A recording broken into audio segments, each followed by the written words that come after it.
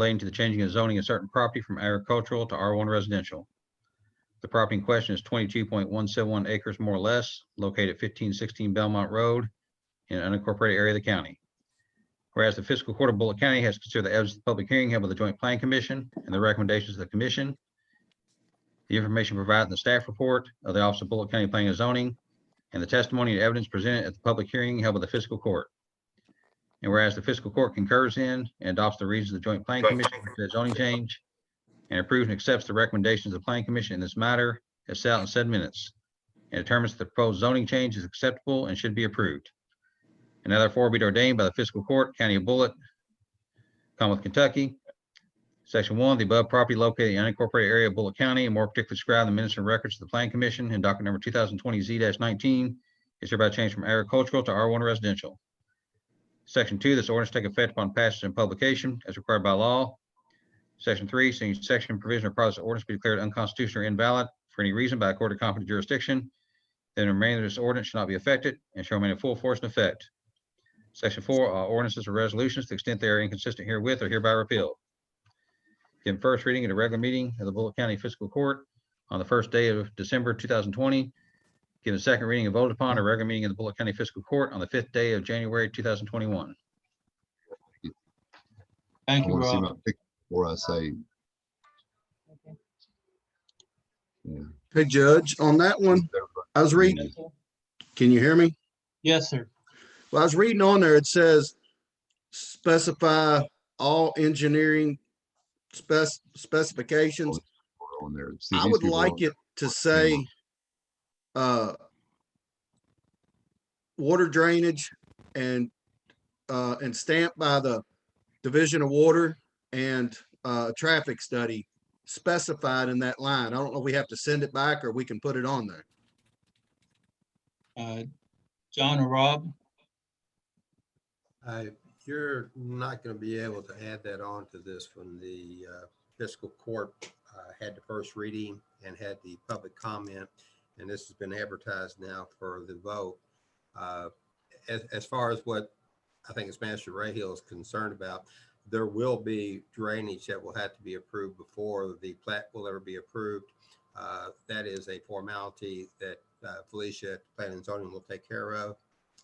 At the current time, our planning and zoning regulations do not provide for traffic studies. The ones that we are proposing will provide for that. So that's something that would have had to have been addressed at a previous meeting. So basically, the restrictions that were placed on there and agreed to are the only ones that we should be approving today or trying to adopt. Thank you, John. Does that answer your question, Magistrate Rahill? Yeah, if we can't get that on there, I know we've got it going through the Board of Adjustments and stuff, trying to get them to add that to it. They haven't so far. So, I mean, if I can't get the drainage and the traffic study added to that, I mean, I just won't vote for it. Okay. Well, you have the right to abstain, Mr. Rahill, if you wish. If you feel uncomfortable voting as it's been presented, that will be your prerogative. Okay.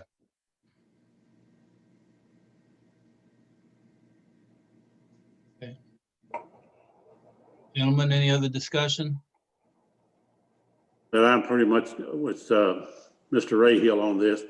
Until those situations are addressed and everything, I will not vote on it also right now. So I abstain on it also.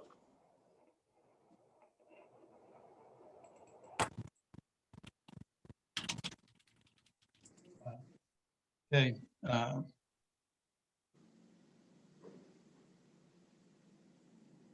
Candy, call the roll, please.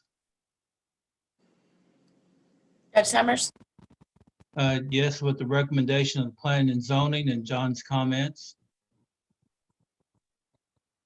Mr. Mitchell, No vote. Mr. Logston, I'll have to abstain as well. No vote. Laswell, Abstain. Okay. Okay, thank you, gentlemen. Mr. Yes, abstain, no vote. I think it's The second reading and action requested on budget amendment 20-08. Number 4. Ken Ann.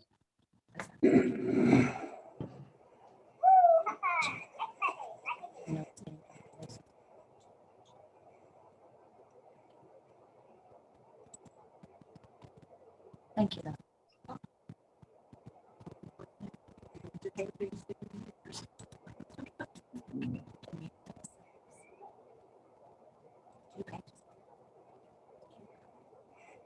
Judge, we cannot have the second reading today. I sent an email last week due to the fact that it was advertised yesterday, and we have to have the advertisement 7 days prior to the second reading. So we will have to have that second reading at the next fiscal court meeting.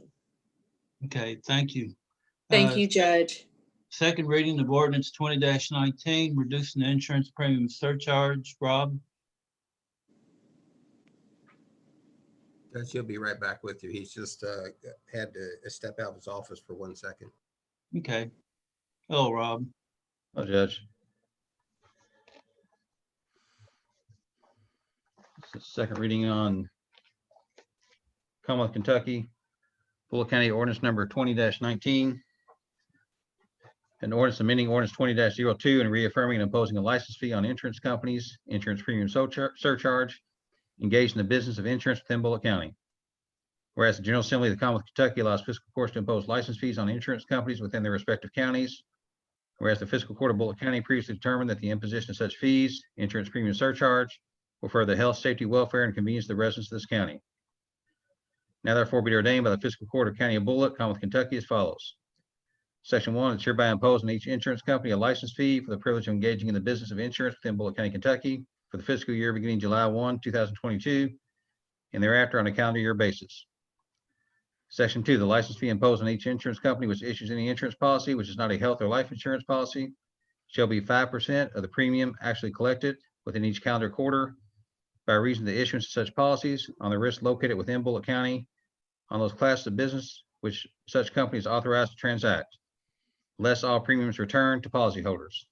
However, any license fee imposed upon premium receipts should not include premiums received for insuring employers against liability for personal injuries to their employees or death caused thereby under the provisions of the Workers' Compensation Act, and shall not include premiums from policies of health or life insurance. Section 3, the revenue derived from the license fee herein levied shall be paid into and become a part of the general fund of the county and paid to the county treasurer, and shall be paid at the address indicated in the insurance premium license fee return no later than 30 days after the end of the calendar quarter. License fees not paid to the treasurer in the manner prescribed on or before the due date shall bear interest at the rate defined in KRS 131.183.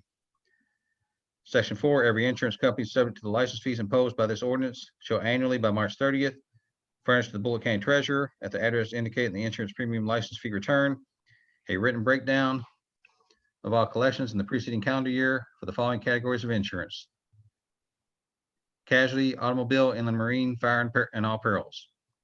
Section 5, the clerk of the Bullitt County Fiscal Court is hereby directed to transmit a copy of this ordinance and any further amendment thereof or any amendment of any section thereof to the Commissioner of Insurance, Commonwealth of Kentucky. Section 6, this ordinance will take effect on July 1st, 2022. Section 7, all ordinances and resolutions to the extent they are inconsistent herewith are hereby repealed. Be it so ordained by the Fiscal Court of Bullitt County, given first reading at a special meeting of the Bullitt County Fiscal Court on the 14th day of December 2020. Given second reading, voted upon and passed at a regular meeting of the Bullitt County Fiscal Court on the 5th day of January 2021. Thank you, Rob. Any discussion, gentlemen? Make a motion that we approve. I'll second that motion with the thanks to the court and everything because we get to reduce this back to 5% instead of 10%. So I'm thankful for that. And I know a lot of the other residents in the county will be happy with that also. Thank you so much. Any other discussion, gentlemen? I just want to thank the court again on that too, because it's really helped us out financially for the short time that we put it on, to show that, to show the county that we're working really hard to get our financially stable. Thank you, Judge. You're welcome. We're going to reduce the debt by over 50%. Candy, call the roll, please.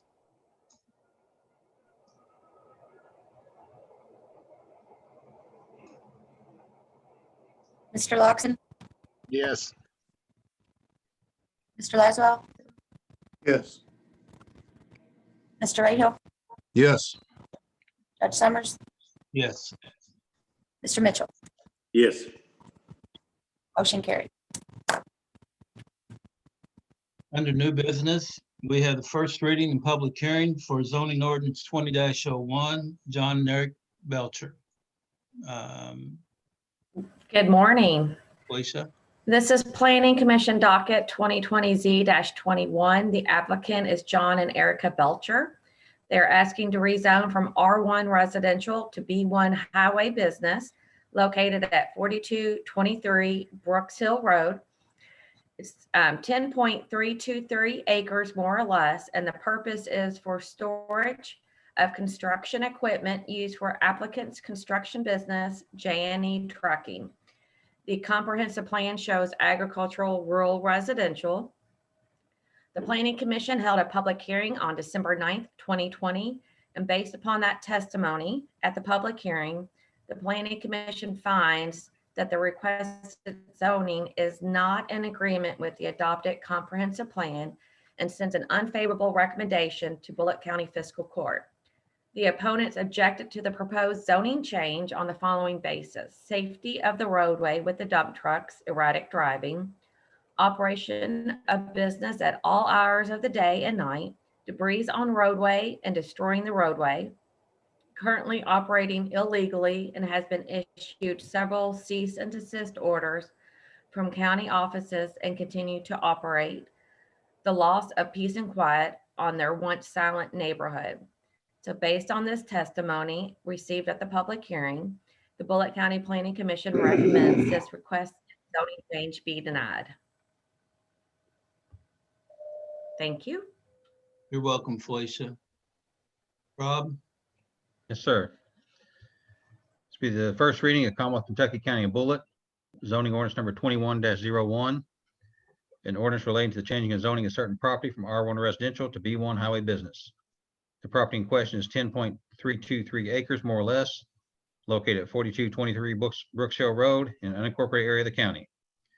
Whereas the Fiscal Court of Bullitt County has considered the evidence of the public hearing held by the Joint Planning Commission and the recommendations of the commission, the information provided in the staff report of the Office of Bullitt County Planning and Zoning, and the testimony and evidence presented at the public hearing held by the Fiscal Court. And whereas the Fiscal Court disputes and rejects the reasons of the Joint Planning Commission for denial of said zoning change, and disapproves and rejects the recommendations of the Planning Commission in this matter as set out in said minutes, and based upon its own findings of fact, determines that the proposed zoning change is acceptable and should be approved. And now therefore be ordained by the Fiscal Court of County of Bullitt, Commonwealth, Kentucky, Section 1, that the above property located in the unincorporated area of Bullitt County, and more particularly described in the minutes and records of the Planning Commission in docket number 2020Z-21, is hereby changed from R1 residential to B1 highway business. Section 2, this ordinance take effect upon passage and publication as required by law. Section 3, should any section provision or part of this ordinance be declared unconstitutional or invalid for any reason by a court of competent jurisdiction, then the remainder of this ordinance shall not be affected and shall remain in full force and effect. Section 4, all ordinances and resolutions, to the extent they are inconsistent herewith, are hereby repealed. Given first reading and public hearing at a regular meeting of the Bullitt County Fiscal Court on the 5th day of January 2021, to be given second reading and voted upon at a regular meeting of the Bullitt County Fiscal Court on the 19th day of January 2021. thank you, Rob. Is there anyone here to to want to speak in favor of the zoning request? Yes, Judge Tammy Baker. I represent the Belchers. How did everybody like the country? Okay, go ahead, Ms. Baker. Thank you, Judge. Good morning. Good morning. Thank you Good for morning. allowing us to present our application this morning. I'm Tammy Baker and I represent Erica and John Belcher. They own the property located at 4223 Brooks Hill Road. It's 10.32 acres. They live on the property and they operated their trucking business from the property. They store their equipment on the property that consists of 8 dump trucks and some heavy equipment. The only traffic due to the business would be when the trucks leave the property in the morning and when the trucks return to the property in the evening when the work is finished. There has been additional traffic to the property, and we believe most of the complaints center around that additional traffic based upon the Belchers bringing in outside fill to their property. That has consisted of other trucks coming and going from the property, but there's no longer a need to bring in any additional fill to the property. So the Belchers would be agreeable to a restriction that there be no fill allowed to be brought into the property from any outside entities. That will cut down significantly on the traffic concerns. The property sits on a state highway. It's suitable for truck traffic. If this application is not approved, there will still be truck traffic on Brooks Hill Road. There are other businesses on the road that utilize heavy trucks. So that traffic won't stop if this is denied. What a denial would do is cause this small mom and pop business to have possibly go out of business because they're not able to operate any longer. As we said, they were doing fill on the property. That will stop. They're agreeable to a restriction that stop. That will cut down significantly on the traffic. This property has been used for this storage for 5 years with no complaints until very recently. And again, we believe most of those complaints center around the fill work, not the actual storage of the heavy equipment. When the state road department does work in the area, they also store their heavy equipment on the Belchers property. The Belchers allow them to do that. No charge, no, nothing like that. They just allow them to store their equipment there. Like I said, they're agreeable to restrictions that would allow only the storage of construction equipment, no other business uses, no additional fill work. They would be agreeable to a restriction that would limit the hours the trucks could come and go from the property. And we can answer any questions. Thank you, Ms. Baker. Thank you, Judge. Any questions from the magistrates?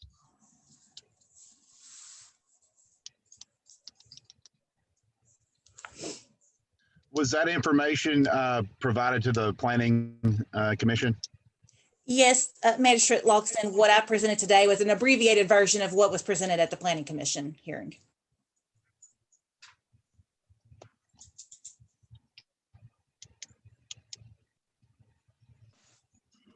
Okay, anyone here to speak against it? I think you do have some people they're on their phone or on the Zoom or Judge, I think they want to speak. Okay, and I'm going to ask you out of courtesy for the court to, we didn't say it to begin with, but we do have a 3-minute time limit unless the magistrates have questions of you. So whoever wants to go first. Okay. Judge Summers. And, yes, Rod Lady, go ahead. Mute. There we go. Okay. Can you hear me now? Yes, sir. Yes, good morning. Good morning. I've been here before, as all of you know, at least the ones on the committee, and Judge Summers, you very well know me from speaking in the past. What this guy is doing is he hasn't slowed down his operation to the point where it's still not causing problems, even though he says he has not been dumping up there. If he hasn't been dumping up there, I'd like to know what the truck was doing on the 30th of December that took a load in up there that I saw dumped right alongside his drive as you enter the property.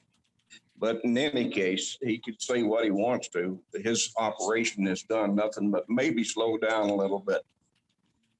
The problem with, and I have no problem with the guy having a business. I have no problem with the guy wanting to make millions of dollars. Go for it, but do it someplace where it's not a hazard to the traffic that's on the road. That road is too small up there. That it will not accommodate those trucks safely. The traffic up there is continuously getting worse as far as people moving in and what have you. And now school is starting to open back up. We're going to have school buses coming back out there. We're going to have people driving to and from school to get their kids. And then you add to that people driving to and from work and everything, everyday driving, going to the grocery stores, doctors, hospitals, whatever. In any case, and then you put those trucks in the middle of it. In addition to that, we've got that housing area that's been developed right there on Griff's Lane. I mean, the traffic in that area is crazy, but The main thing that I want to focus on is the traffic directly on Brooks Hill itself. It's those trucks have really tore up that road.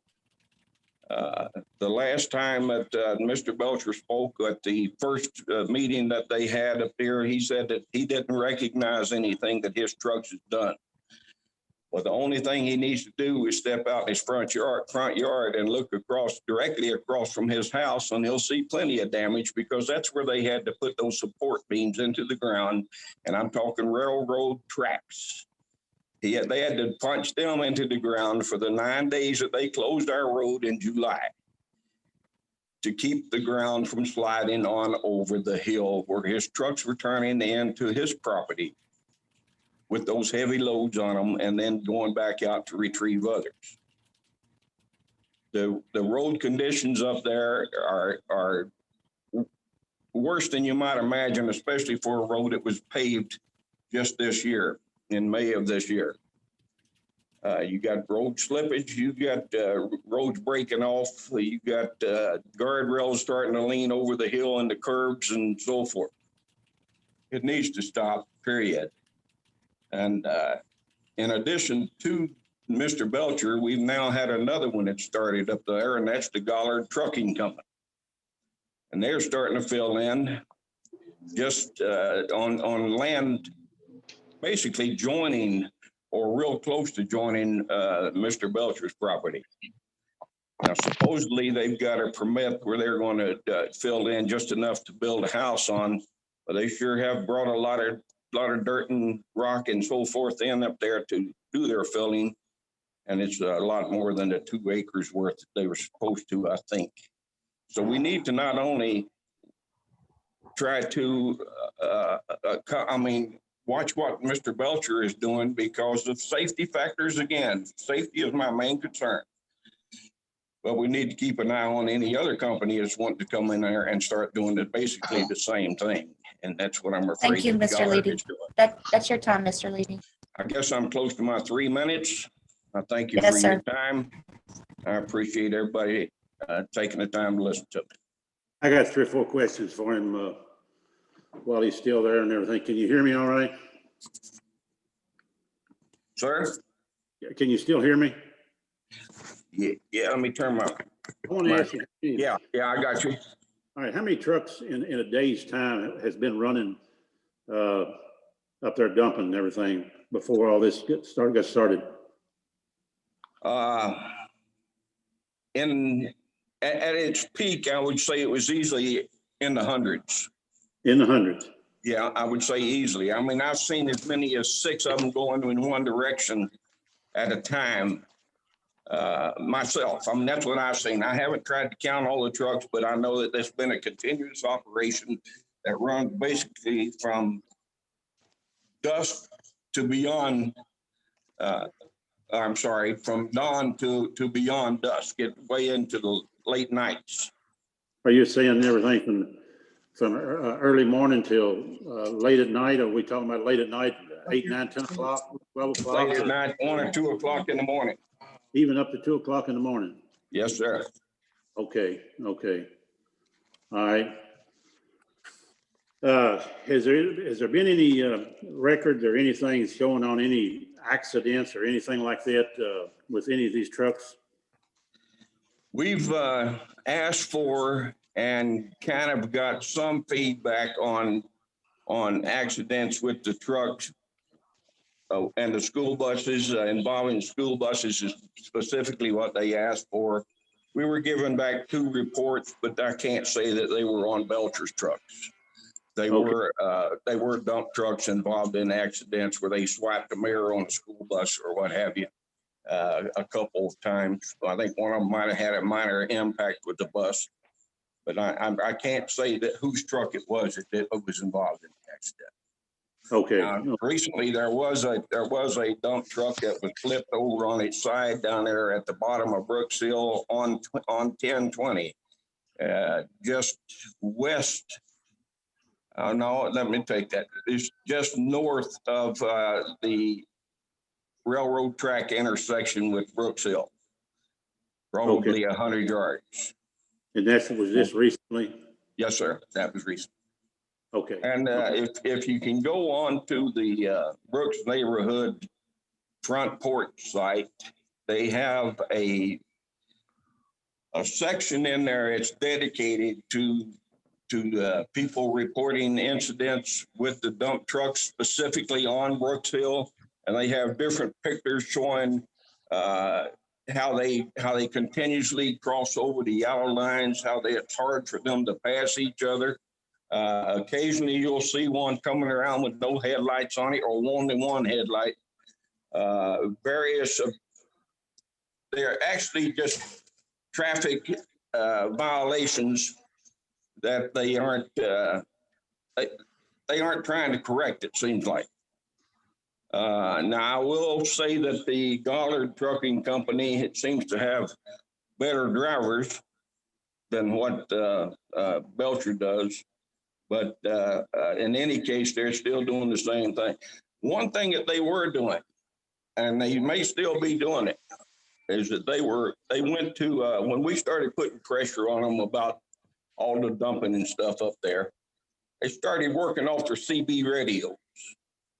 And they were working on channel 21, where they would call each other when somebody was coming up the hill or somebody was going down the hill, and making others wait versus trying to pass up through there.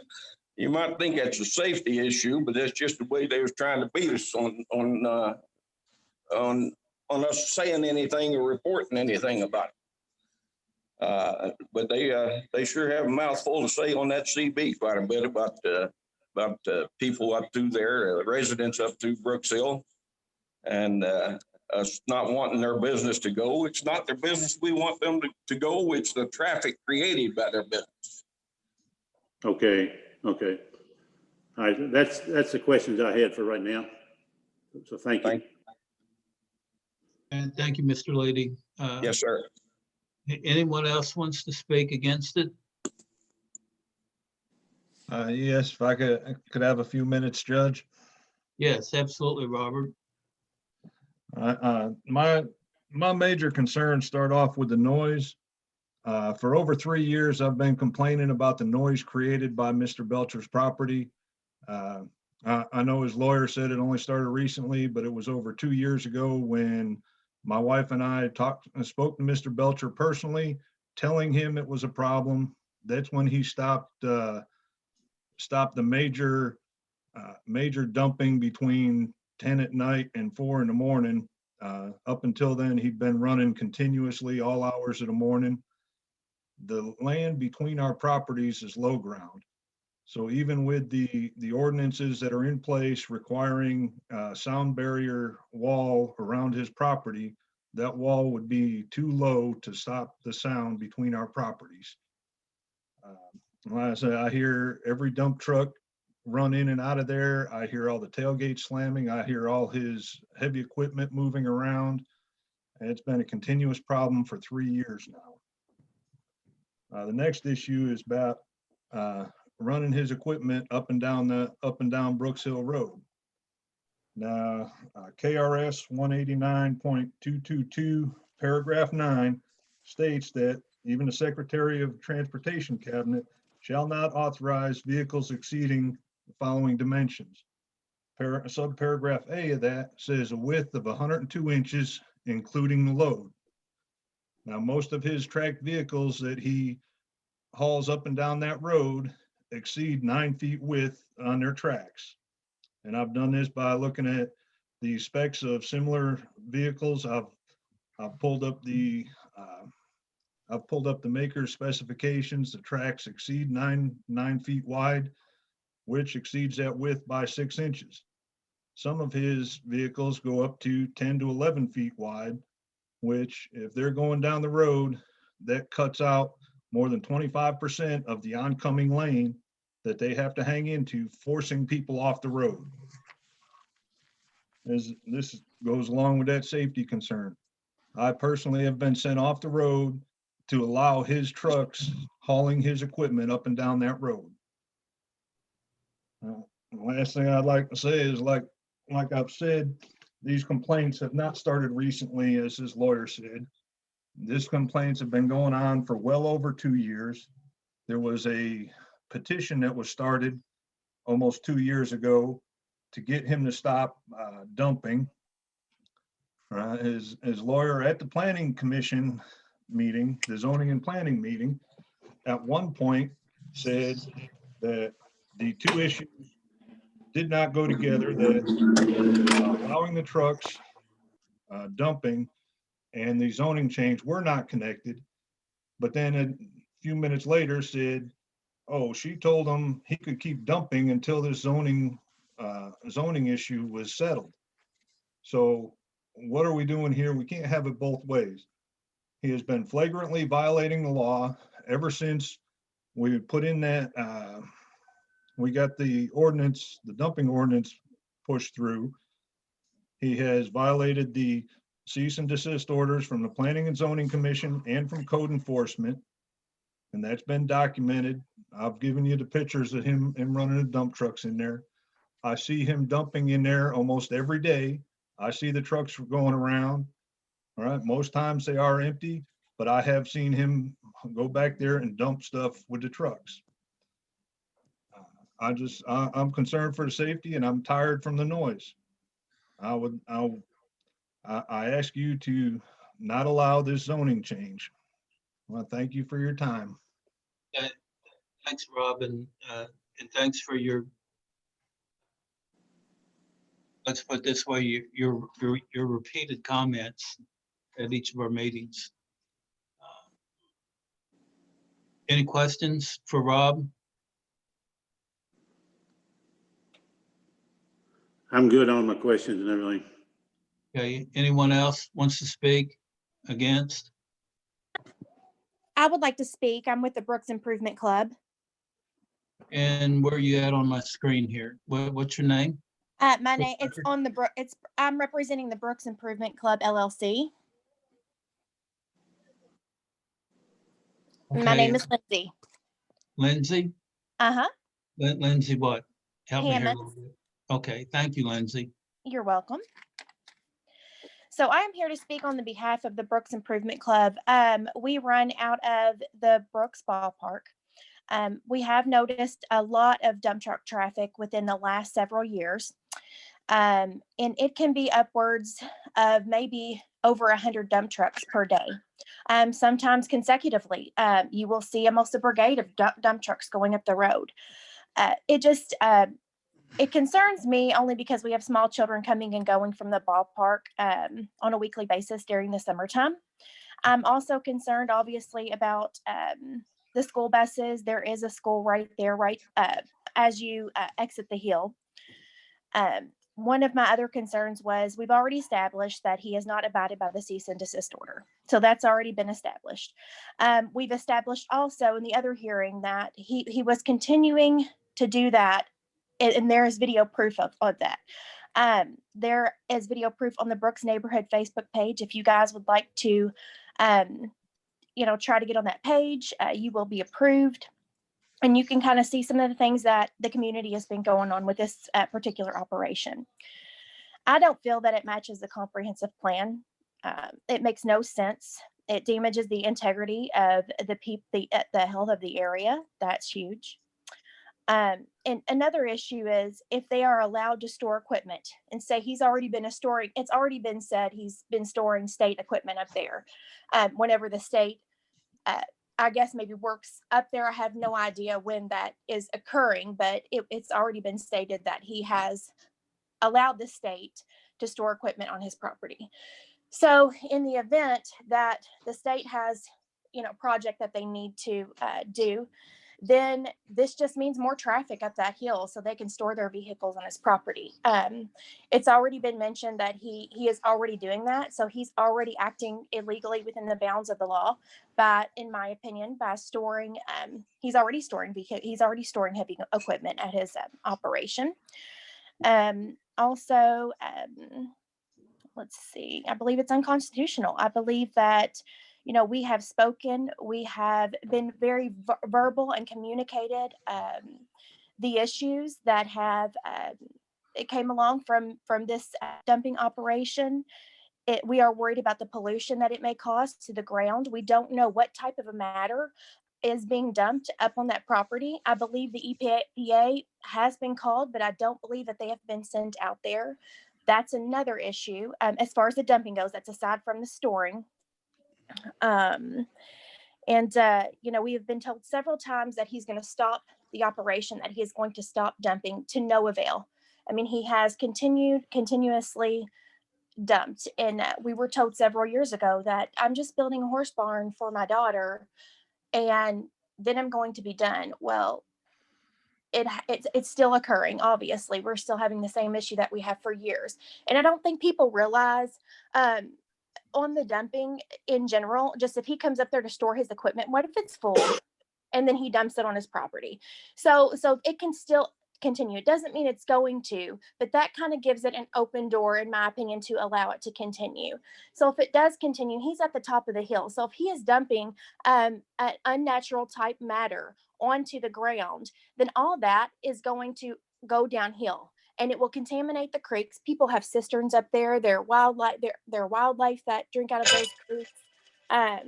They have livestock and animals that drink out of those creeks, chickens, and then they. I'm sorry, Miss Lindsay, your time is up. Okay, well, thank you very much. I think I've pretty much got my point across, and you guys have a great day. Wait a minute, Lindsay, let me ask you everything. How long have you lived? How long have you lived in the area? I've lived in Brooks since I was about 4 years old. Oh, okay, you've been there a while then. Okay, Yes. that's what I wanted to find out. And everything. So you've seen this operation going on then for some time? Yes, several years. It's been occurring for several years. Okay. All right. Well, I appreciate that information. All right. Thank you very much. Enjoy your day. Thank you. Mm-hmm. Thank all of you all. Where'd she go? Ms. Baker, thank you for your time today. Rod, thank you for yours. Robert and Lindsay, thank you all for the healthy and civil discussion today. So the court will take a vote on this at the next meeting, and that will be the 19th of January. Right now, action item number 2 under new business. We need to chat with the jailer about an approval for camera repair for the security and safety of our residents at our residence and at our detention center. Paul?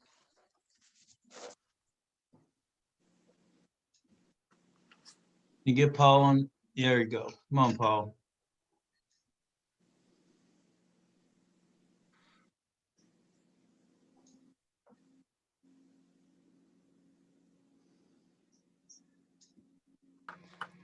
Can you hear me, sir?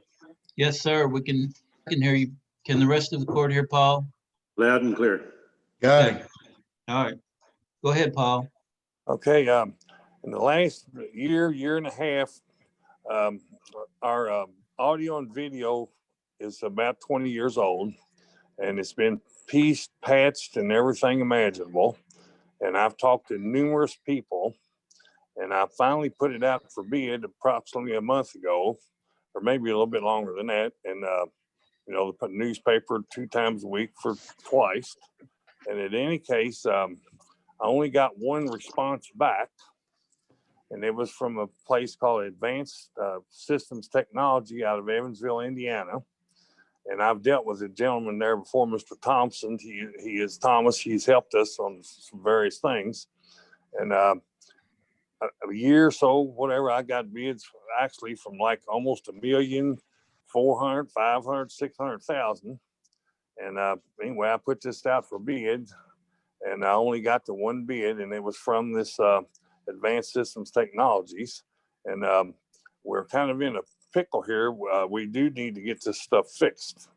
And I'm asking you all to give me the okay to go ahead and get this gentleman started on the project with cameras and the whole thing. It's pretty much a mess.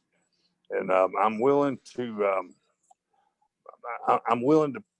put forth $20,000 out of the commissary money, which I, the law says I can do that because it'll be helping the inmates' safety and secure. but I am willing to give up 20,000 to go towards this. And I would appreciate your all's strong consideration in enrolling me so I can get this project underway. Well, thank you, Paul, because Jerry and I was in there with him that day and everything, and I think I kind of shocked him and everything. I said, well, can you give us some money from the commissary? And he said, I'll get back with you. So anyway, Paul did agree to $20,000 toward this out of the commissary money. So I do appreciate that part myself. Paul, was looking this over. Is that going to upgrade everything that you need in there? Is that going to take care of everything that is 20 years old? Or Yes, sir. And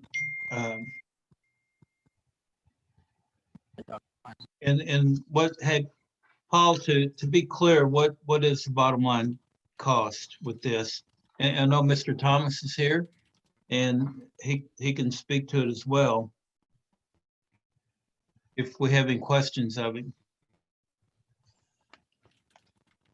Yes, go ahead and ask him, Mr. Thomas. I'm sure he will tell you. will that include any kind of service or anything, or is that additional?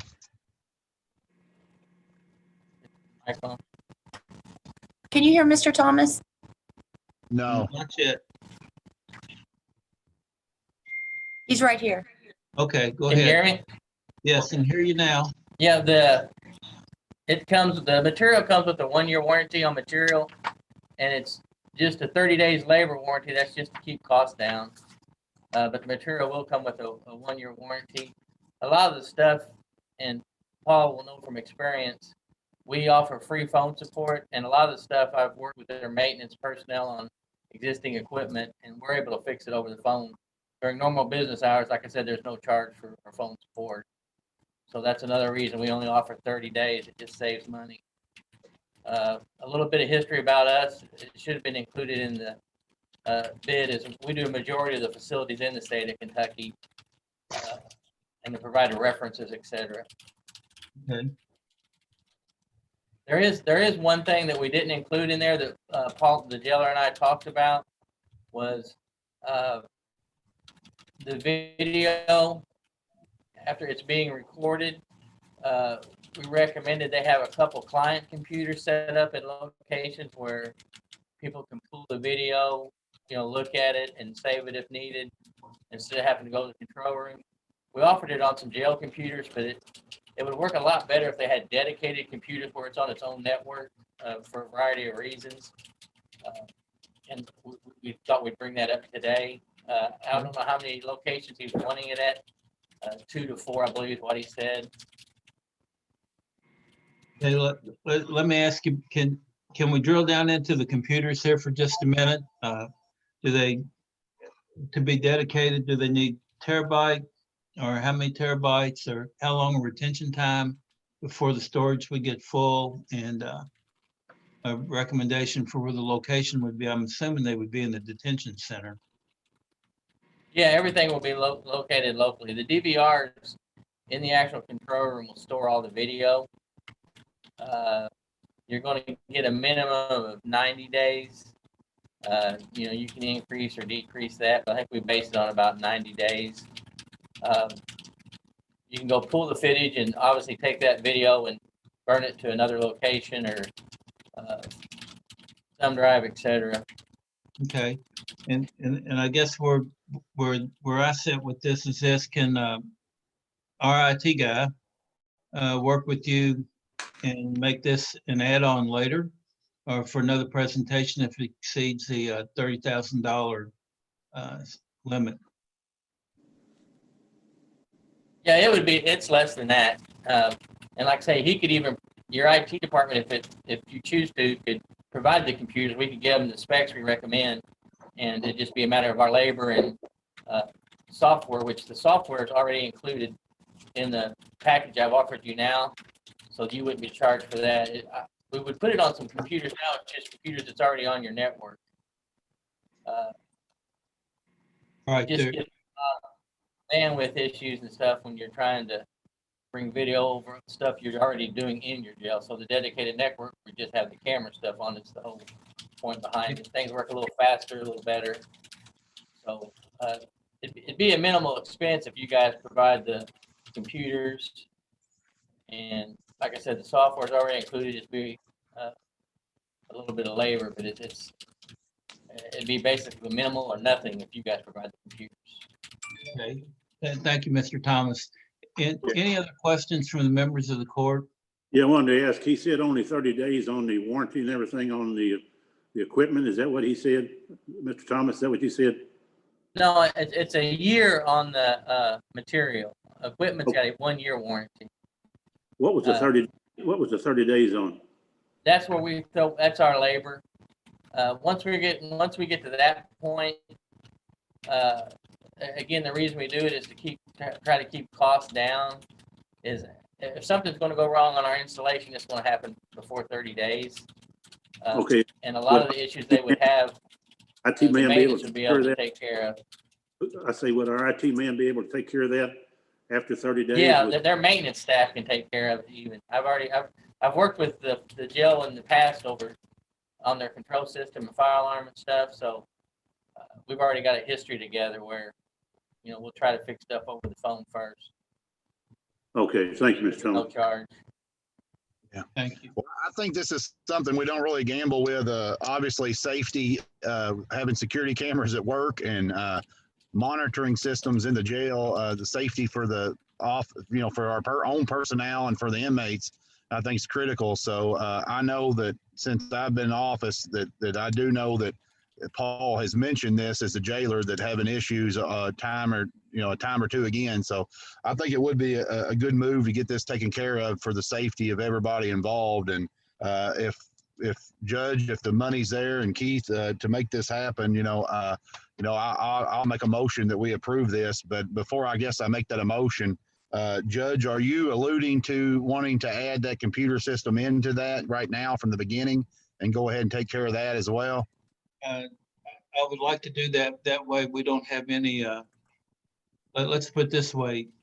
It'd be like some of our other endeavors. That way it's fixed to begin with, instead of having to come back with it later on. Can I ask a question, please, Judge? Sure. With the jailer putting in the 20,000 from the commissary, what is the actual cost to fiscal court after that? I'm sorry, I missed the total cost. I apologize. It should be the way that I understand it, and Paul, correct me if I'm out of base here, it would be 146,420. Yes, sir, but there will be that, and also, and I thank you for adding these computers in. And I'm not for sure of the cost on these. Are you, Mr. Thomas, do you know the cost on these right now or not? Well, like I said, if you guys want me to provide them, we can.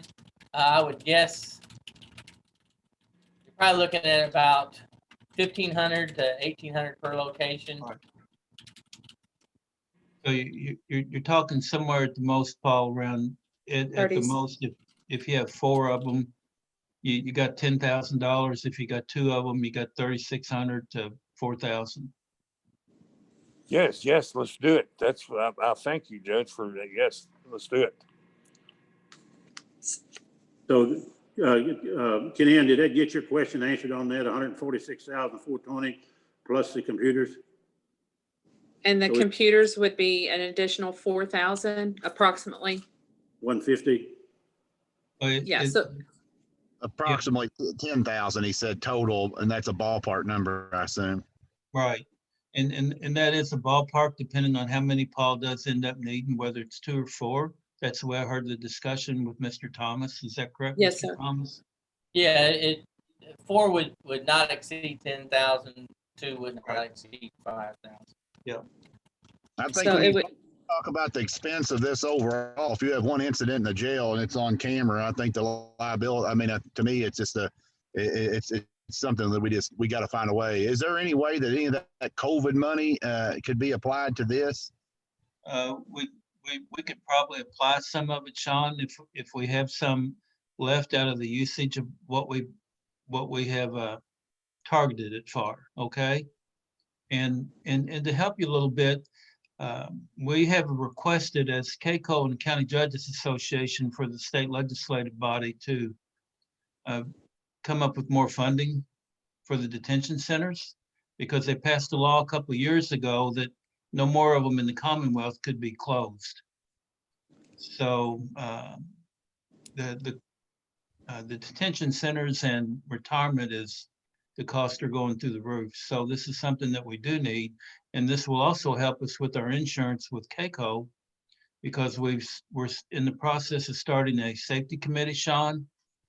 And that safety committee, this is something that would greatly enhance our, what I'm going to say, our workers' comp if someone did get hurt or anything else, or any actions like what we've had in the past at our detention center.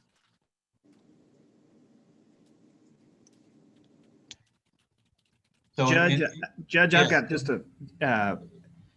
as far as Paul's budget line items, computer systems and equipment, there's 120,000. Well, actually, right now, Keith, I apologize. I don't mean to interrupt, but the balance is 107. Okay, so yeah, that's what I was going to say. Some has been taken from that. So with the 20,000 coming from the commissary, you're at 127. If you just take that line all the way out. So that's just a point of information for you guys. The other side of that, and again, Ken-Ann, you can tell me, on their maintenance repair for equipment, there's 30,000. Some of that might be able to be applied, but I don't know how much has been drained out of that line item as well. He has approximately 22.5 in there. So, I mean, again, if you drain all of these, you're looking at about $150,000 that you have available. Okay. That's draining those line items. No, I understand that. And also we're at the midpoint of the year too, our fiscal year. So that's if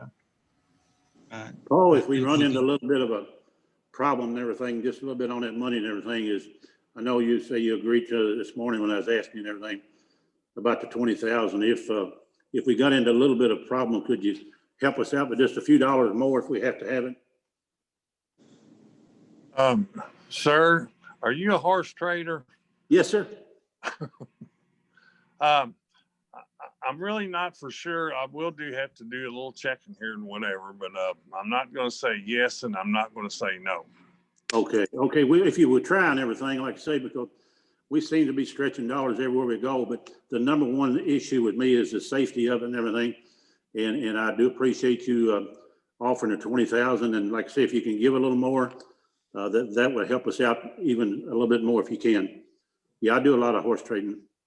Okay, thank you. And just to reiterate, at the most, it would be 156,420 with the jailer stating he would put in 20,000 from the commissary. Great. Okay. Mr. Thomas wants to speak again. Yes. Okay.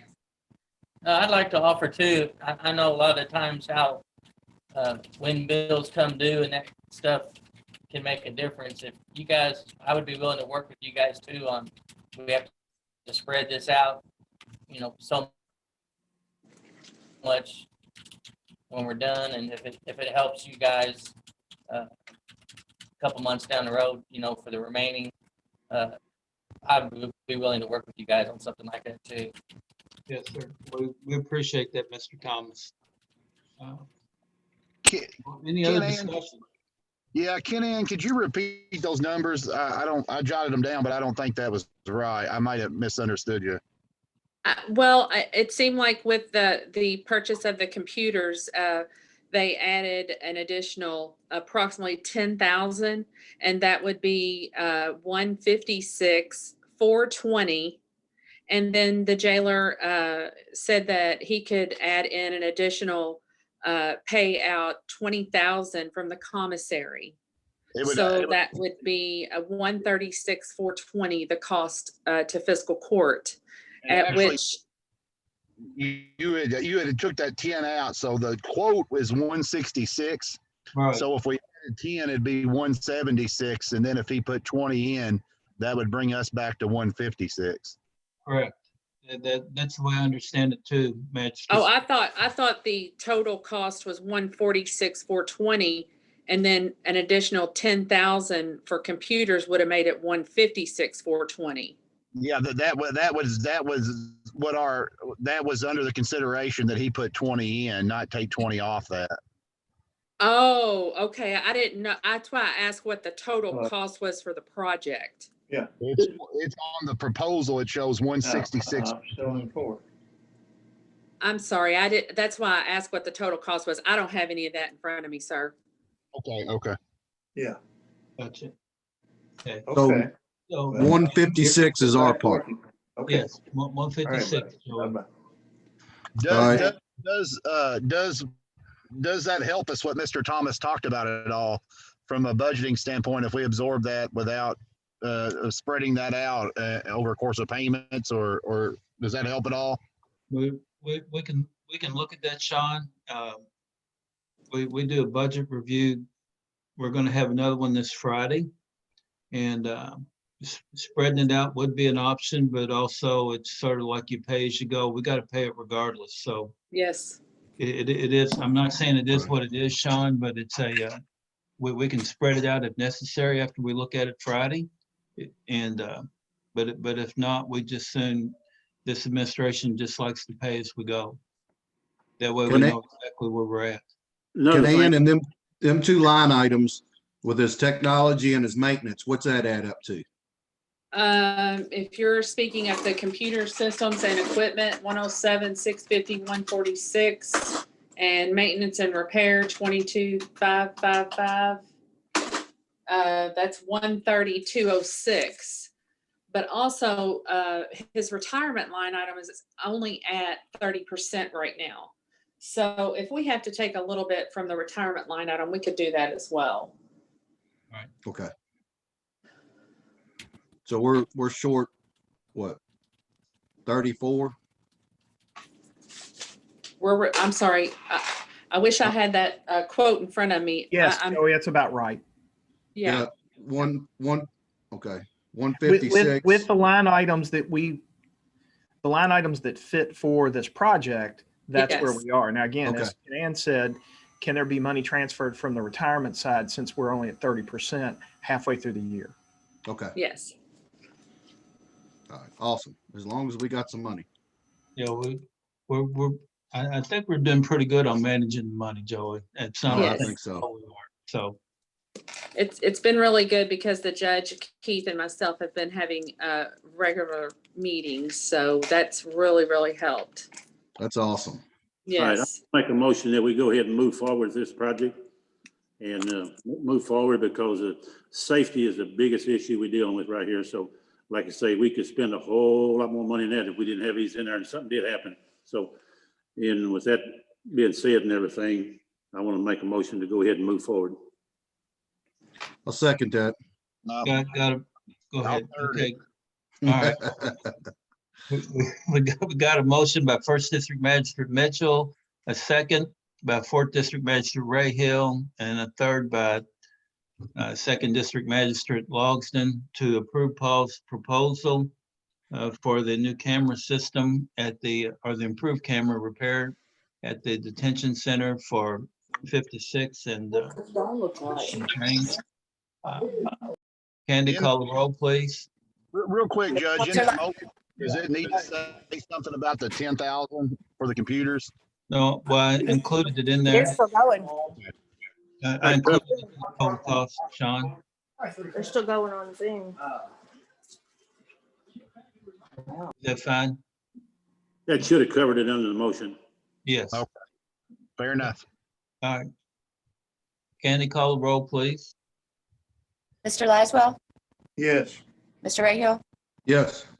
Judge Summers, Yes. Mr. Mitchell, Yes. Mr. Logsdon. Yes. Motion carried. Thank you.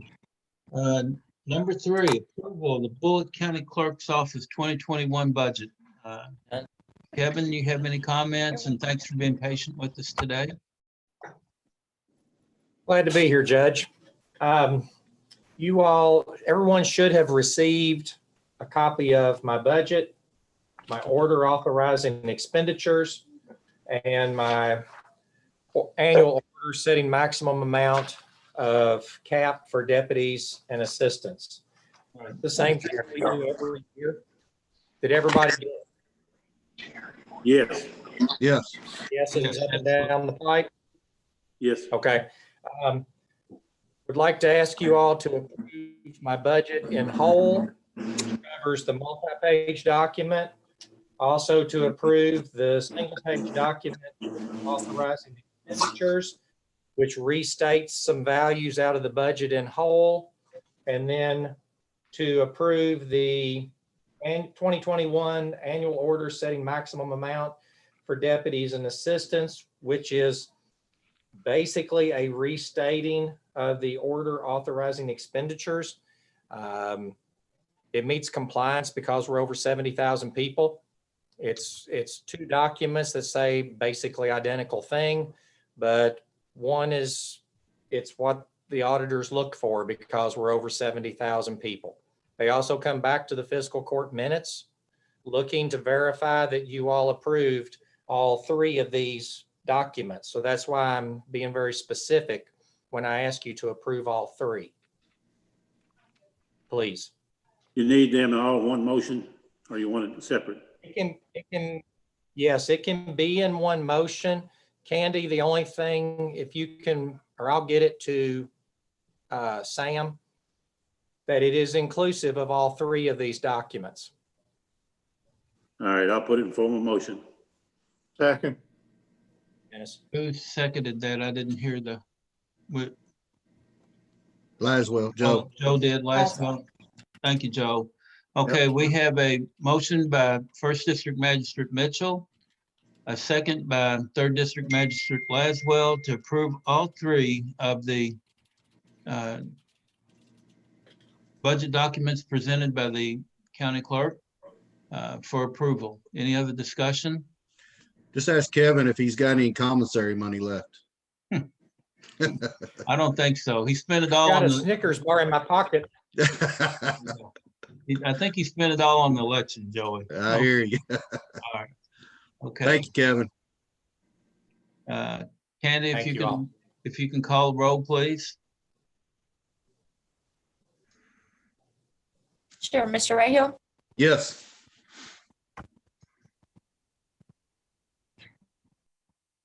Judge Summers, Yes.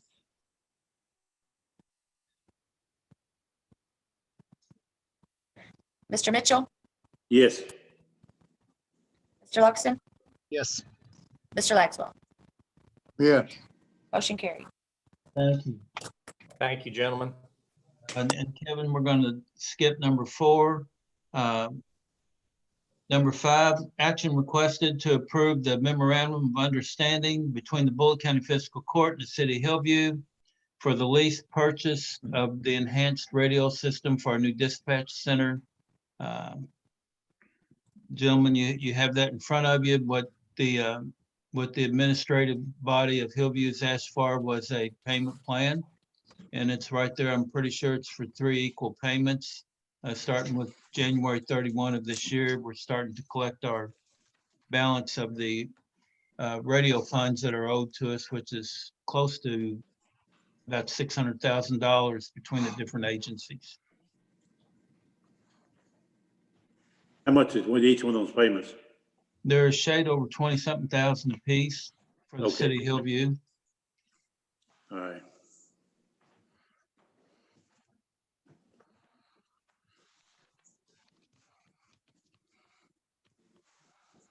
You need a motion on that? Yes, I sure do. All right, I'll make a motion to approve the memorandum of understanding between Bullitt County Fiscal Court and City of Hillview for lease purchase of enhanced radio infrastructure. I'll second it. And I got a motion by Second District Magistrate Logston, a second by Third District Magistrate Laswell to approve the memorandum of understanding for the payment of the enhanced radios for the new dispatch center. Any other discussion, gentlemen? Candy, call the roll, please. Judge Summers, Yes. Mr. Mitchell, Yes,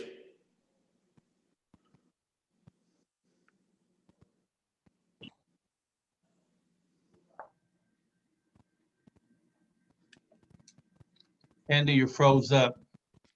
Mr. Yes. Mr. Logston, Woke up. Mr. Laswell, Yes. Mr. Raheel. Yes. All right, thank you. Motion Motion passed. carried. Yep. Number 6, action requested to approve the Bullitt County Sheriff's Office General Term Order and Annual Order setting maximum amount for deputies and assistants. Is Walt still on here? Walt, would you like to Yes, sir. comment on this? Gentlemen, I believe each of you have received a copy of the general term order. It's an annual thing that has to be done. And you'll note that the general term order reflects the exact same numbers that I distributed out to you guys back in December as to our 2021, strike that, our 2021 budget. This, as Kevin was pointing out, I need this signed or approved, and then the judge and I will both sign it. And when the auditors come, they're going to be, this is one of the documents that they want to see during our audit. All right. I'll make a motion, we accept it. I'll second that. Got a motion by 4th District Magistrate Raheel, a second by 1st District Magistrate Mitchell to approve the Bullitt County Sheriff's Office General Term Order and setting for his deputies and assistants. Any other discussion, gentlemen? Hearing none, Candy, call the roll, please. Mr. Logston, Yes. Mr. Laswell, Yes. Mr. Raheel, Yes. Judge Summers, Yes. Mr. Mitchell. Yes. Motion carried. Thank you, gentlemen. You're welcome, Walt. And if I may take about 60 seconds more, Judge, I've got figures that I want to share with you. Okay. In 2020, the Emergency E911 Center fielded 119,492 calls. The vast majority of those were emergency calls. There were some non-emergency calls, and those numbers were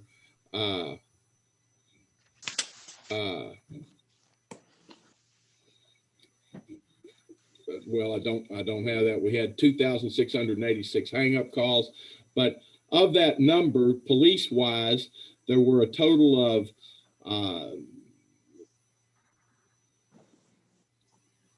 31,721 calls that were responded to by the cities of Shepherdsville, Mount Washington, Hillview, Lebanon Junction, and Pioneer Village. And again, that's 31,721 that those responded to. The Bullitt County Sheriff's Office responded to a total of 30,833. So just about 49% of all the calls that the county received police-wise, the Sheriff's Office responded to. Fire calls in 2020, there were 5,902. Those were broken out as being Shepherdsville, 1,882, Zonton, 1,591, Mount Washington, 1,215, Nichols, 260, Lebanon Junction, 386, and Southeast Bullitt, 568. EMS had a total of 11,078 calls that went through E911. So that's that everybody involved in public safety is working hard for the folks in the county, and we appreciate the support that you all are providing to all of us. And thank you, Sheriff Scholler, for those stats. So we can send them out to the magistrates as well. Okay, I'll get them over there to you, Judge. Thank you, sir. That's good for informational people, because people ask different times throughout the year and everything. And if you got that readily available and everything, well, that does help out and everything, because they want to know, say, what's going on in the county, so you can actually tell them right there. You have a hard copy of it, and you say, yes, this is actually what takes place, and it's pretty astonishing to them when you give them the county information. Yes, sir. It as you know, as I look at it on a weekly and a monthly basis, it is it's all but amazing, the work that the people we have out there taking care of our people do. Correct. All right. At this time, do we have any sign-in speakers, Candy? No, sir. Okay. Comments, Magistrate Mitchell? No, I'm good shape and everything, and I wish everybody the best of the new year and everything, and I hope we can get this virus behind us where we can all get back together and everything and kind of seem like get things back to where it was normal and everything a year ago. That's Thank all I you, got. sir. Yeah. Thank you, sir. Magistrate Logston? No, I don't have anything really particular, but I would like to ask everybody to continue to keep Pastor Carl Rogers' family in your thoughts and prayers. Of course, he passed away over the weekend. So he was a big part, I know, came to a lot of fiscal court meetings and a large part of helping the homeless community. So if everybody could keep him in your thoughts and prayers, I know that's a big loss to our community. Thank you, Magistrate Logston. Magistrate Laswell? Yes, sir.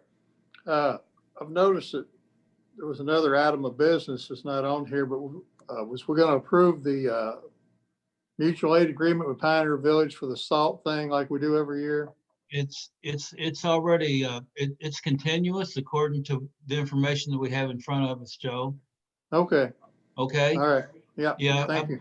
Yeah, we've discussed that with John prior to the meeting. I apologize for not informing you of that. All Okay? right. Thank you. Yes, sir. Magistrate Rayhill? I'm ready for a new year and new beginnings and keep moving forward like we've been doing, working together. I'm really excited to hear everybody's working together and, working towards a common goal. I appreciate you guys. And again, I'd like to, I can't wait till we all get back together but I appreciate all of you. Okay, and thank you, Magistrate Rayhill. In my closing comments, the court and those of you who attend my call on the Mondays, the court and planning and zoning and board of adjustments, until we get out of the red zone, we'll stay on Zoom. Also, I can't thank our first responders enough for what they've done through this pandemic. We've had very few COVID instances, but they have followed the guidelines to the end. And also, I would like to thank the Sheriff's Department and the other police agencies, and literally the United States Marshals, FBI, and all those. We have promised security for the transfer of the vaccines from the World Hub to the distribution centers here in Bullitt County and back. And this will mean if a road is closed, they will have a priority to go up the other side of the road, and we'll be closing the roads for that as well. So I can't thank those agencies enough for their participation in the discussion and what I'm gonna say, the promise to make sure that the vaccine stays secure moving forward. And on one more note, I want to thank all of y'all who participate in the Meals for the Seniors. We started this in March without support from anyone. And as of last week, we've done 96,990 meals to our seniors in need.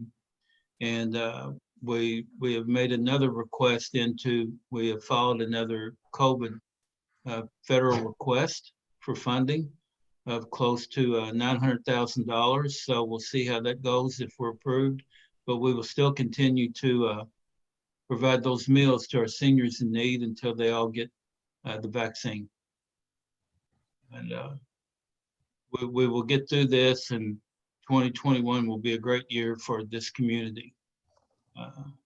We need to welcome McKesson to our county, because I don't know if you saw the Business First jobs. It's what we've been doing the interviews with. They're going to add close to 1,200 very well-paying jobs to our community. So all of y'all have a blessed day, and I need a motion to end the Zoom meeting. So moved. Second. Got a motion by First District Magistrate Mitchell, a second by Second District Logston to for fiscal court to adjourn. Candy, call the roll. Mr. Laswell, Yes. Mr. Ray Yes. Judge Summers, Yes, Mr. Mitchell, Yes. Mr. Logston. Yes. Motion carried. thank you all. Have a great day. Y'all have a Thank- great one.